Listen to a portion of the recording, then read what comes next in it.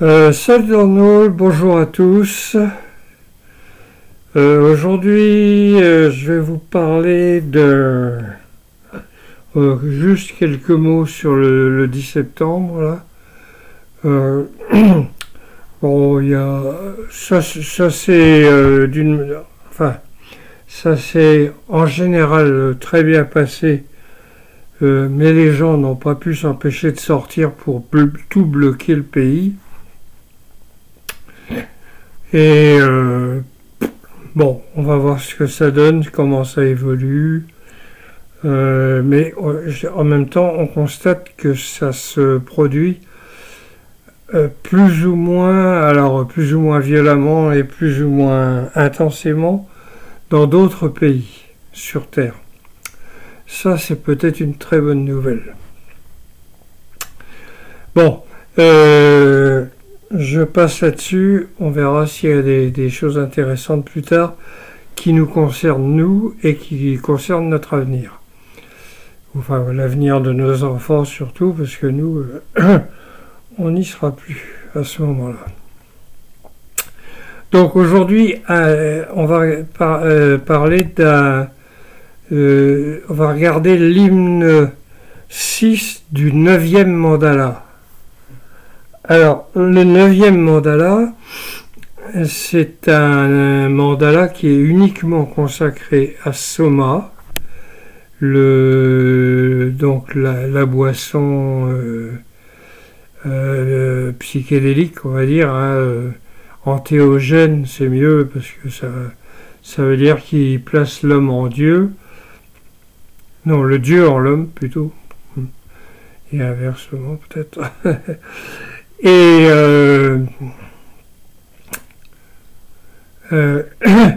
et qui était très probablement, après avoir bien étudié la question et d'après mes expériences personnelles, probablement un psilocybe cubensis, la version indienne, qui est un psilocybe qui a une très longue tige et un petit chapeau en haut. Bon, voilà. Et c'est ce qui correspondrait le mieux à la description. Mais bon, j'ai fait plein de vidéos là, à ce sujet, vous verrez. Donc voilà, hymne 6, mandala 9, Asova Pavamana. Alors Pavamana, ça veut dire purifier. Et là, donc, le Soma est déifié, et tout le 9e mandala n'est consacré qu'à lui. C'est le seul mandala de tout le Rig Veda qui est consacré au Soma, à un seul Dieu, Tous les autres mélangent d'autres dieux, Agni, Indra,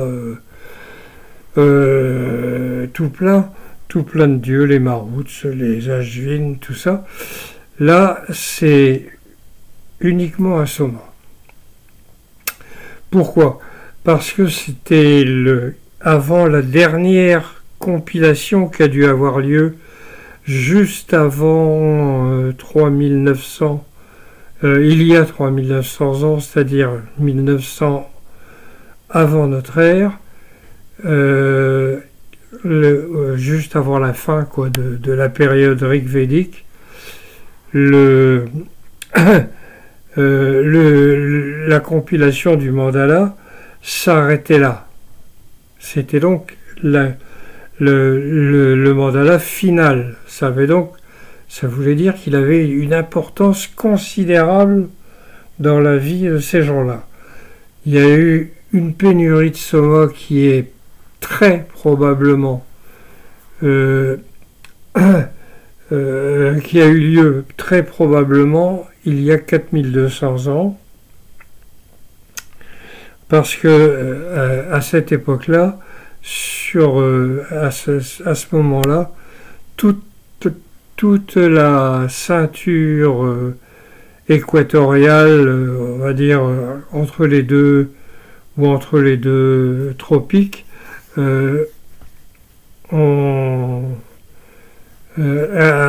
a connu une sécheresse terrible, et alors pas qu'en Inde, mais aussi partout, dont on a trouvé des traces en Amérique, aux États-Unis, enfin un peu partout, quoi.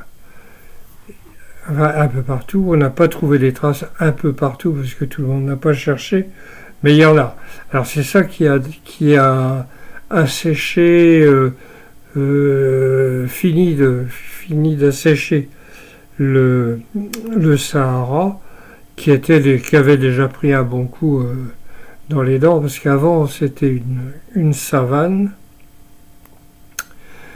et là, entre la savane et le désert, il y a eu un certain temps, et je pense que c'est cette sécheresse-là qui a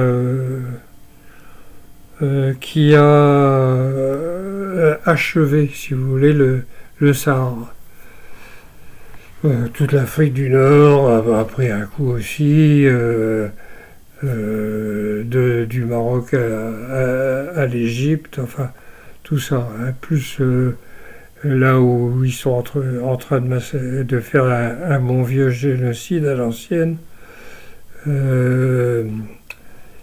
Israël et tout ça, quoi, et Gaza. Bon, alors le Rishi, ils savent pas. Là, que quand ils ont attribué, quand les brahmanes du sud, enfin quand les brahmanes se sont mis à travailler là-dessus, parce que quand plouf plouf, je recommence. Quand le Rig Veda a été connu au début de l'ère védique classique, je veux dire après ça, hein, il y a eu donc l'évacuation il y a 3900 ans, il y a eu évacuation de la civilisation des 7 rivières, parce que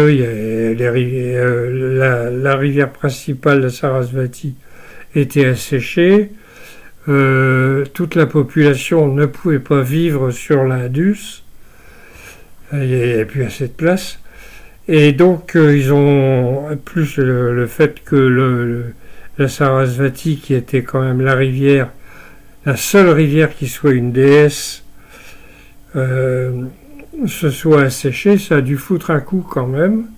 Alors il n'y a pas eu d'émeute, il n'y a pas eu de bagarre, il n'y a pas eu de quoi que ce soit, mais il y a eu un coup dans le moral, je veux dire, hein.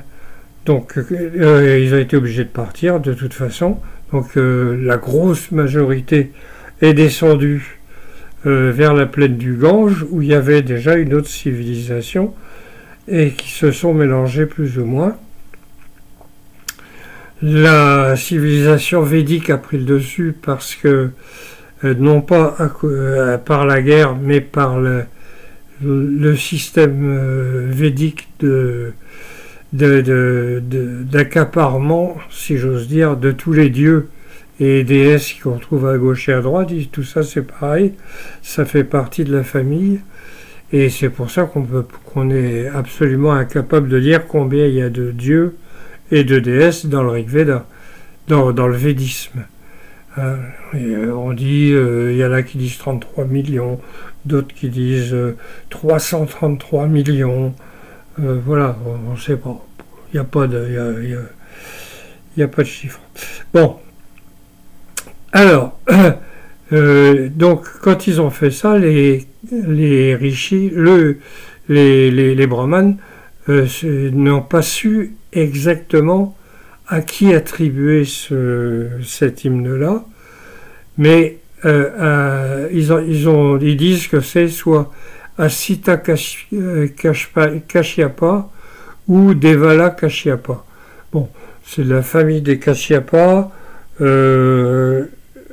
mais lequel, bon, entre nous, on s'en fout, hein, ça n'a pas d'importance. La métrique, bon, il y en a 3, hein, dont la Gayatri, la fameuse Gayatri, donc qui qui est le maître sacré, plus sacré que les autres. C'est 3 fois 8 pieds. Voilà. Bon, je vais vous lire ça et après je vais vous présenter quelques bouquins. Ô Soma, tu es purifié dans le flot qui apporte le bonheur aux chercheurs de Dieu, dans le filtre, toi qui nous aimes. Bon, ô Soma, tu es purifié, ça, après être passé dans le filtre, ouais. Il passait dans le filtre pour enlever les restes du soma qui est écrasé. Bon, hein, le principe, c'était on prenait une planche qu'on posait sur plusieurs trous. Vous avez ou un seul grand trou, ça dépendait un peu des coins. Vous trouverez tout ça dans l'Agnistoma, un livre que je vous recommande et qu'on trouve dans Forgotten Books, en français. Oh, c'est rare, là, de trouver quelque chose d'intéressant en français, écrit au tout début du XXe siècle. Je crois que ça doit être 1909, quelque chose comme ça, c'est en 2 tomes. Vous pouvez même le lire en ligne si vous voulez. Et vous avez toute la description du sacrifice du début à la fin, dans tous les détails. Que demande le peuple? Voilà. Donc, alors, il creusait un trou pour que ça résonne après. Donc, il posait une planche par-dessus. Sur la planche, il mettait une peau de vache. Comme quoi, les vaches, je ne sais pas si elles étaient déjà sacrées. En tout cas, c'était signe de richesse. Symbolise la lumière. Et donc, sur la peau de la vache, ils écrasaient le soma. Ils en faisaient une grosse bouillie, ils mettaient de l'eau, ils écrasaient, ils mettaient de l'eau, ils écrasaient, ils mettaient de l'eau, ils écrasaient. Comme ils préparent le bang maintenant. Voilà, maintenant. Maintenant, ils le font au mixeur, mais comme ils le faisaient il y a 50 ans dans les temples. Dans les temples ou ailleurs. Le bang, c'était avec du cannabis. La différence entre la préparation du soma et du bang, c'est que le bang, on garde la matière, l'herbe, qui est mélangée après à de l'eau et du lait, etc. Et le soma, c'est l'inverse. On ne garde que le jus et on balance le reste. Ou on le garde pour le 3e pressurage au cas où ce sera un peu faible. L'effet du soma dure 6 heures environ, hein, puisqu'ils en prennent 3 fois dans la journée, le 5e jour. Donc une fois au lever du soleil, une autre fois à midi et une autre fois au coucher du soleil. Donc comme c'est plus que très probablement de la psilocybine, l'effet de la psilocybine est de 6 heures, quand vous avez la dose normale, quoi.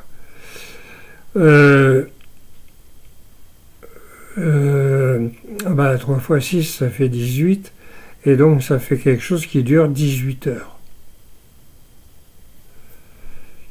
Et 18 heures, c'est très long. Très long. Alors, on ne trouve pas le temps long, hein, c'est pas ça. Pas ça que je veux dire. Hein, parce que le temps, on s'en fout, là. Mais c'est que en 18 heures, vous avez le temps d'aller vraiment au fond des choses, au fond de vous-même, et de communier avec l'univers et tout et tout. Bon. Je passe et je reviens là. Donc, ô soma, tu es purifié dans le flot qui apporte le bonheur, aux chercheurs de Dieu, dans le filtre, toi qui nous aimes. Alors, le filtre, c'est un filtre de laine, c'est une boule de laine qui est posée dans... une grosse boule de laine qui est posée dans une espèce de cuvette, une espèce de cuvette dans laquelle il y a un trou et on met le filtre dessus et on verse le jus de soma allongé avec de l'eau tout plein, parce que il y a quand même pas, c'est quand même pas énorme, hein, c'est des champignons qui sont tout fins. Quand ils sont secs, ils sont vraiment tout fins. Donc on les laisse à tremper la veille dans une jarre pleine d'eau pour que ils soient bien gonflés et voilà. Mais on rajoute quand même de l'eau et puis après on met du lait, etc. Voilà. Donc au soma tu es purifié, donc ça y est, ça s'est fait dans le flot qui apporte le bonheur au chercheur de Dieu. Un chercheur de Dieu, c'est celui qui... c'est le prêtre ou bien le sacrifiant, dans le filtre, toi qui nous aimes. Coule, ô hindou, toi qui es au meilleur de l'ivresse, vers Indra, va vite vers le porteur de foudre. Coule, ô hindou. Alors, hindou, ça se traduit par goutte. Hein, c'est un autre nom du soma. On le traduit par goutte. Bon, c'est pas exactement goutte, une goutte de goutte. Hein, c'est plutôt liquide en petite dose, quoi. Voilà. Toi qui es au milieu de l'ivresse, ou voilà, il en est en plein milieu puisque c'est lui qui la donne. Alors coule vers Indra, va vite vers le porteur de foudre. Indra, c'est le dieu guerrier qui symbolise la force, l'énergie, tout ça. Et le porteur de foudre, c'est lui, c'est Indra.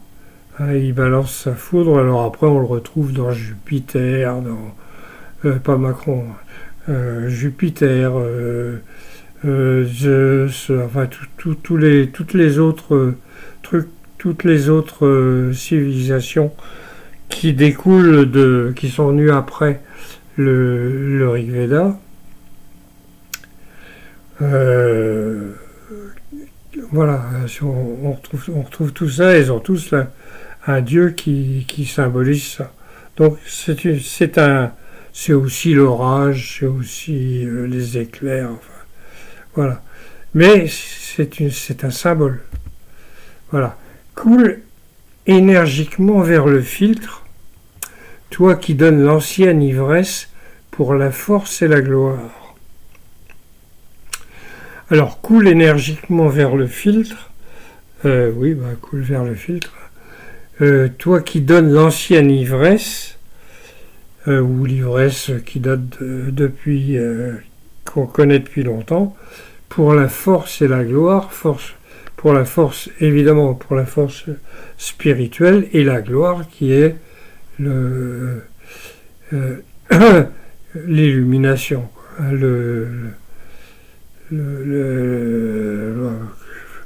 la moksha, ou enfin, utilisez le mot que vous voulez. En français, j'en ai pas trouvé d'autres.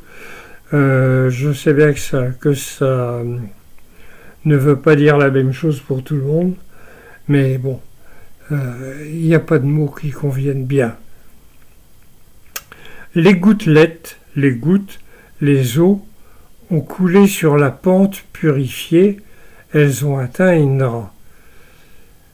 Alors, donc les gouttelettes, les gouttes, tout ça c'est du soma.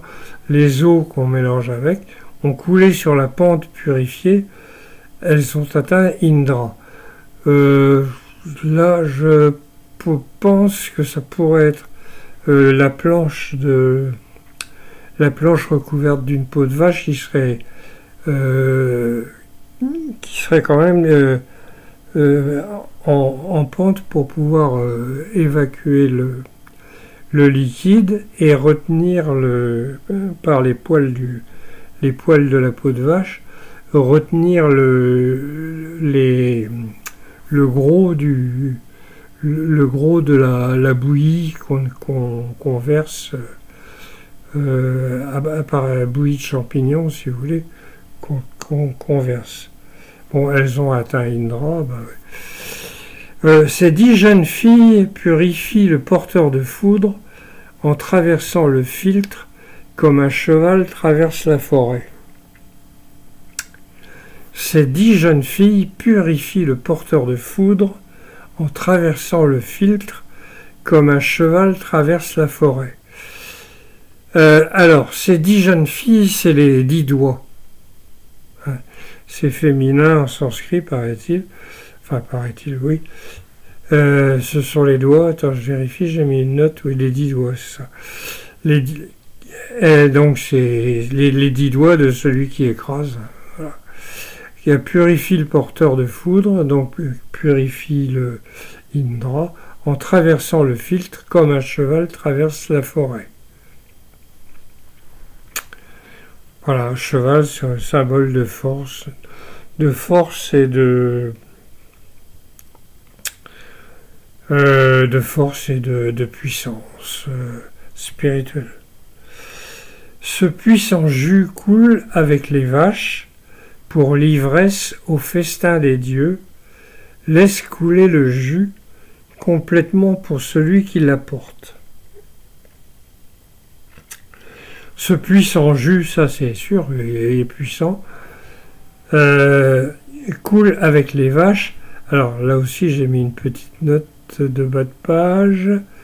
Oui, alors, voilà, ce puissant jus coule avec les vaches. En fait, il est mélangé au lait de vache. Hein, on rajoute de l'eau pendant qu'on l'écrase, et puis après, une fois que le mélange eau et jus de soma est dans la jarre, on rajoute du lait pour le goût, j'imagine. Alors là, c'est pour l'ivresse au festin des dieux. Bon, bah voilà.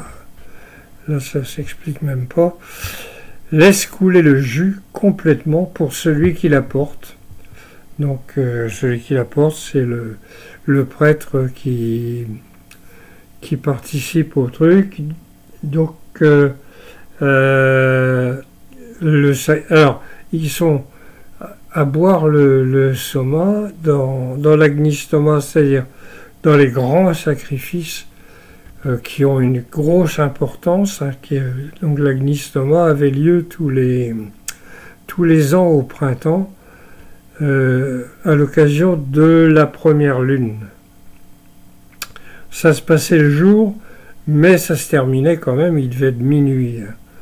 Donc, ah oui, 3 fois 6, 18, donc vous commencez le matin au lever du soleil, vers 6 heures, le soir il est minuit.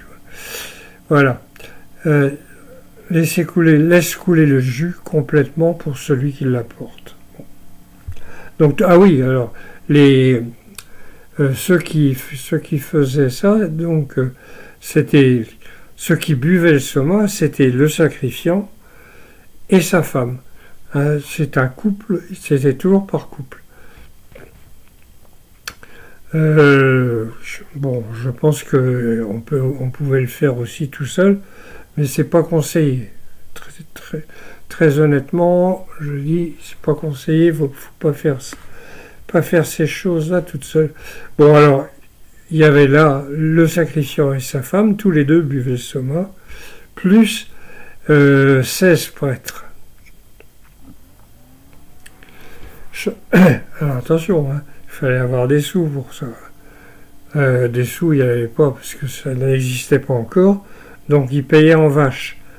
Ils payaient en vache le terrain, la location du terrain, si vous voulez, puisque ça se faisait en dehors des villes.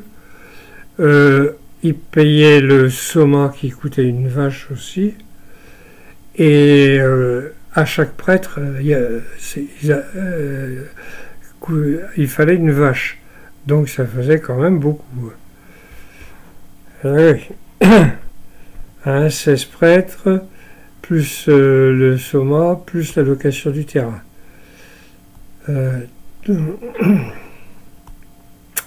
Eh oui. Donc, alors, tout le monde n'était pas obligé de faire des grands sacrifices, mais tous ceux qui en avaient les moyens devaient le faire.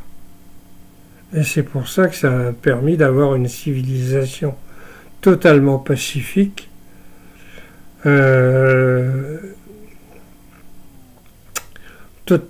totalement pacifique et non violente et très portée sur la spiritualité. Le dieu a apporté pour Indra le jus purifié pour qu'il boive de ce breuvage. Le dieu, donc le dieu, alors on a apporté à Indra le jus purifié. Alors oui, le dieu là, il s'agit d'Agni. Agni, c'est le feu, qui est un dieu et qui est aussi un messager.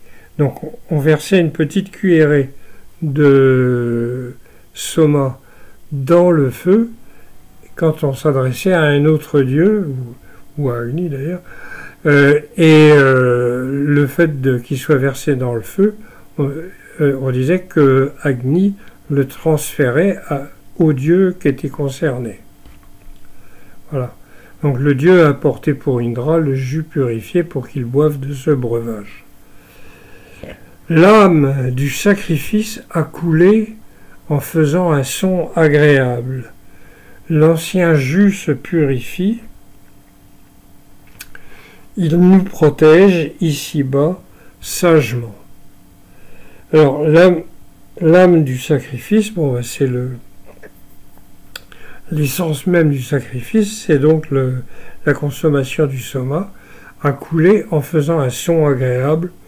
Ouais, quand on verse le soma, on dit même qu'il chante ou qu'il hurle, selon les hymnes.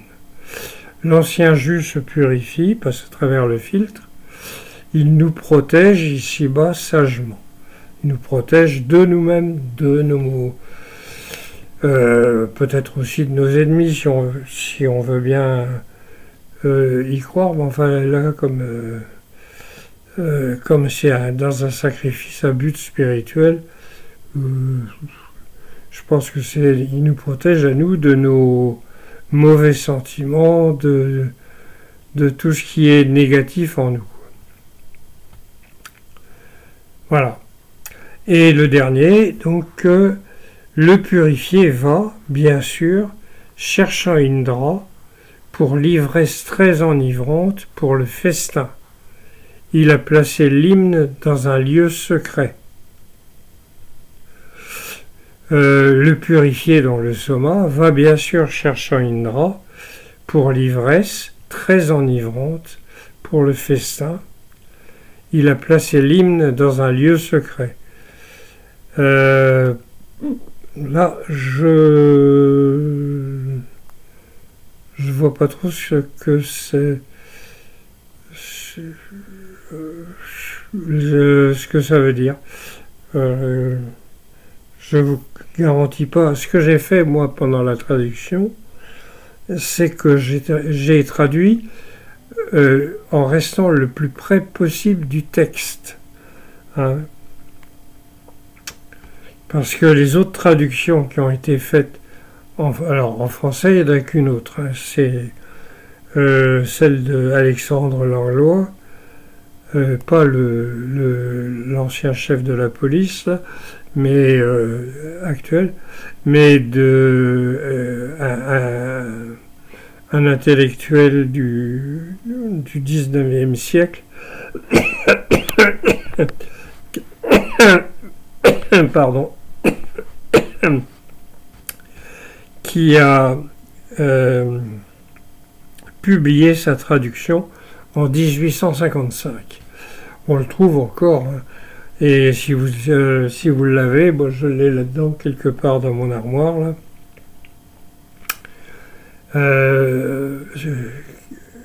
J'ai payé 80 € et maintenant ça a grimpé un peu. Bon, ben, il n'y en avait qu'un, donc alors je vous dis, par contre, lui, lui comme les autres, ont essayé d'enjoliver pour que, en rajoutant des adjectifs ou en modifiant certains trucs pour que ce soit plus poétique. Parce que c'était à l'époque où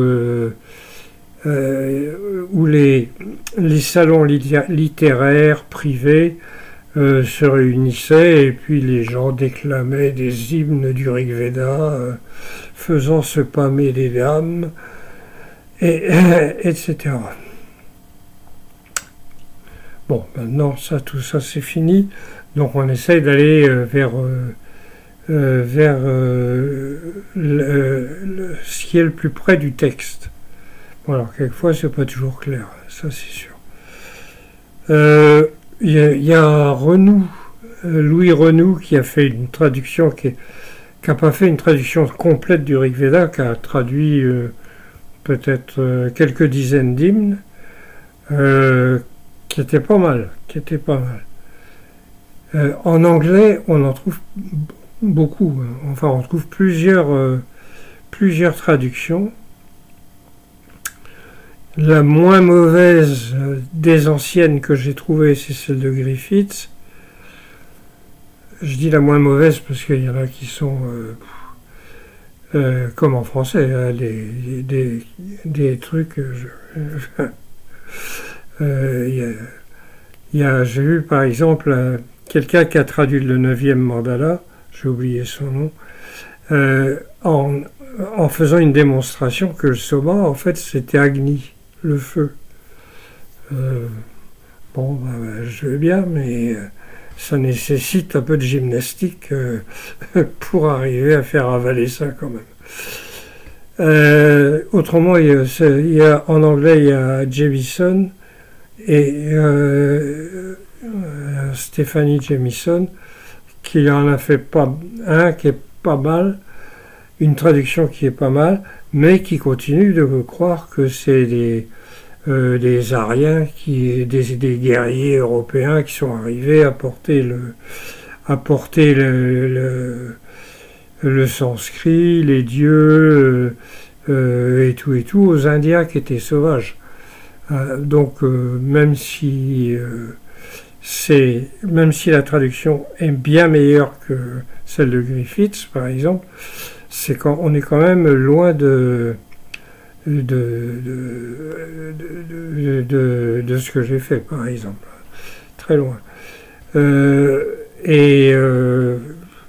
Bon, il y en a eu plusieurs, à commencer par Max Müller, celui qui a inventé la fameuse invasion aryenne, qui est... Alors, cette invasion aryenne qui ne repose sur rien, il y a absolument... qui ne repose que sur la traduction du Rig Veda. Ça pose des problèmes, parce que le Rig Veda n'en parle pas.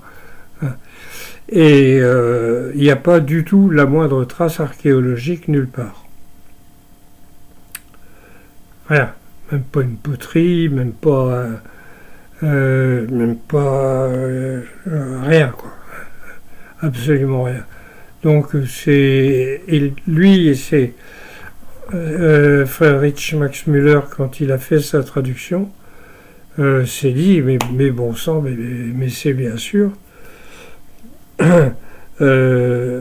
C'est forcément parce que des Occidentaux sont venus apporter ça aux Indiens noirs en plus, hein, de peau plus ou moins foncée, mais enfin surtout c'était pas des Européens, quoi, voilà. Donc, et puis on était en pleine période coloniale, donc quand ils sont arrivés, ils ont vu qu'il y avait énormément de livres anciens, très anciens, faits par les Indiens, alors que nous, on avait juste la Bible. Ils se sont dit, bon, c'est pas possible, c'est forcément que nous sommes venus leur apporter ça, et après, ils se sont mélangés avec les Indiens du Sud, etc., et ça a donné l'hindouisme d'aujourd'hui.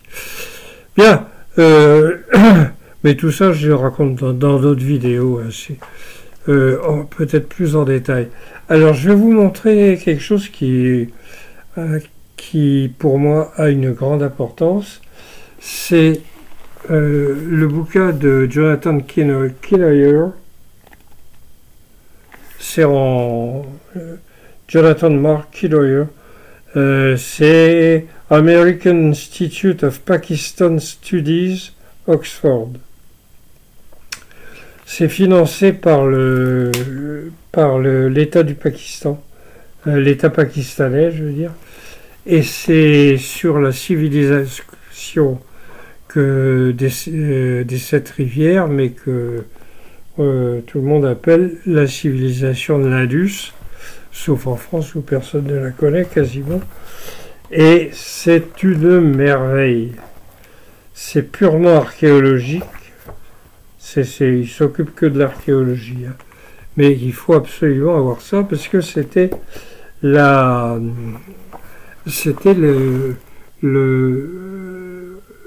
civilisation dans laquelle le Rig Veda était le livre sacré qui raconte des histoires anciennes et puis des histoires plus récentes.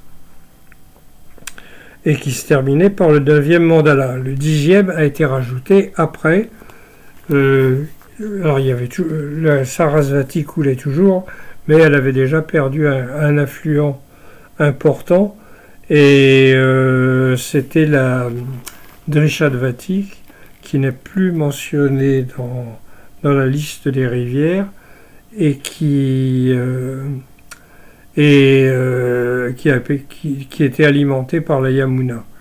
Quand la Yamuna a été déviée à la suite d'un tremblement de terre, elle est partie vers le Gange. Et elle rejoint le Gange à Allahabad. Ça a changé de nom depuis, mais j'ai pas retenu. Et lui, alors c'est comme c'est financé par le Pakistan. Le Pakistan et l'Inde, ils s'aiment pas trop, hein, c'est bien connu. Il peut pas dire que c'est lié au védisme. Par contre, quand il parle de la Sarasvati qui a changé de nom, hein, qui s'appelle Gagar en Inde et Accra au Pakistan, il dit que c'est elle, la rivière qu'on trouve dans tous les anciens textes indiens. Mais voilà, ça s'arrête là. Il dit pas que c'est probablement celle du Rig Veda, parce que sinon il n'aurait pas eu son financement et il pouvait plus continuer ses fouilles. Bon, il fait des conférences sur Internet où il a fait. On peut trouver ça sur YouTube.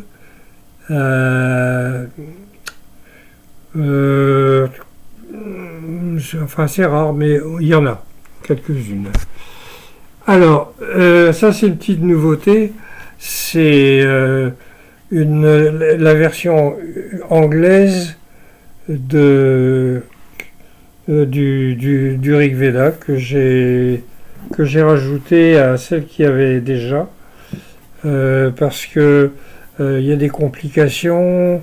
Ce qui est indien, ce qui est vendu en Inde, c'est vendu, les frais de port sont gratuits et comme vous avez remarqué, là, c'est quand même un petit peu épais. Donc c'est lourd et donc il ne livre qu'en Inde. Donc